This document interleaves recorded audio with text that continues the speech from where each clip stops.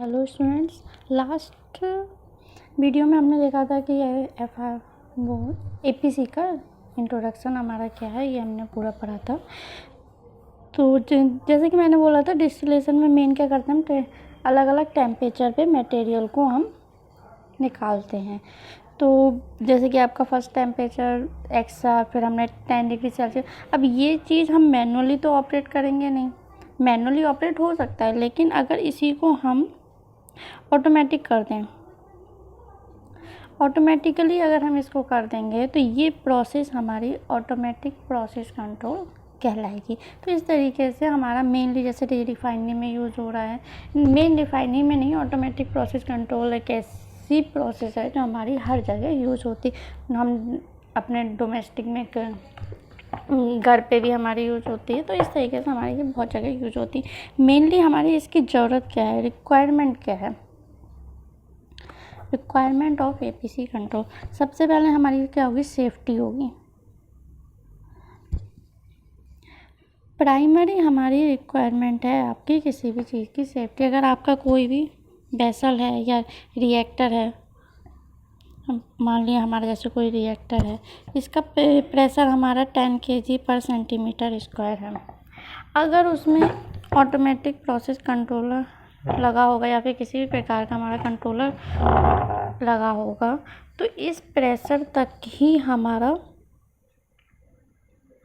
Process होगी। इसके अंतर्गत रिएक्टर के अंदर कोई भी प्रोसेस हो रही है तो इसी प्रेशर पे होगी, इससे एबव नहीं जाएगी। क्योंकि अगर पता है जब इस वेसल की या फिर इस रिएक्टर पे हमने फिक्स कर रखा है कि इतना ही kg/cm² आपका प्रेशर रहेगा, तो यहाँ पे इससे ऊपर वर्क ही नहीं होगा, वर्क होना रुक जाएगा। तो यानी किसी भी प्रकार का हैजार्डनेस नहीं होगा।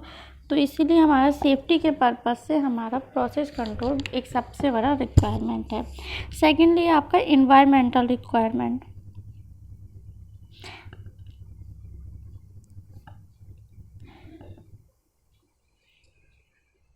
जिसमें आपके स्टेट ने या सेंट्रल ने बहुत से अपने नॉर्म्स वगैरह बना रखे हैं, उसके अकॉर्डिंग ही हम किसी भी प्रोसेस को अंतर्गत करते हैं।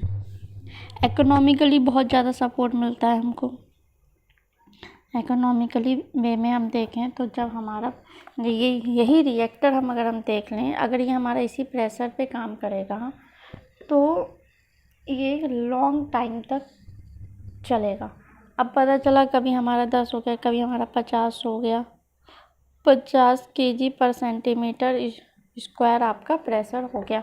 अगर इसमें कंट्रोलर नहीं लगा होगा, कंट्रोलर आपका नहीं होगा, तो ये रिएक्टर 50 kg/cm² प्रेशर पे जाके ख़राब हो जाएगा या फिर एक तरह से हैजार्ड हो जाएगा। तो यहाँ पे तो इसलिए हमें कंट्रोलर लगाना बहुत ज़्यादा ज़रूरी हो जाता है। जब हमारी मशीन बहुत लॉन्ग टाइम तक चलेगी तो इकोनॉमिकली वो डिस्ट्रॉय नहीं होगी, मिनिमम ऑपरेटिंग कॉस्ट आएगी और मैक्सिमम प्रॉफिट होगा। और आपके जितने भी आपके एक्सटर्नल इश्यूज रहते हैं वो आपके नहीं इसमें प्रॉब्लम करेंगे।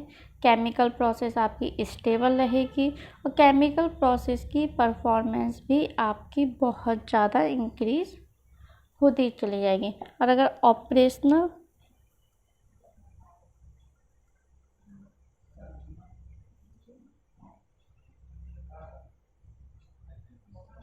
कॉन्स्टेंट्स के बेस पे देखें तो आपका जैसे डिस्टिलेशन कॉलम है, उसमें फ्लोटिंग और फोमिंग वेलोसिटी क्रॉस नहीं होगी। स्टोरेज टैंक में आपका ओवरफ्लो नहीं होगा, क्योंकि वहाँ पे हम कंट्रोलर का एक सेट वॉल्यूम कर देते हैं। हीट एक्सचेंजर में आपका किसी भी प्रकार का ड्राई रन कंडीशन नहीं होगा। जैसे हीट एक्सचेंजर में मेन हमारा क्या रहता है, एक तरफ आपका कोल्ड फ्लूइड फ्लो हो रहा है, दूसरी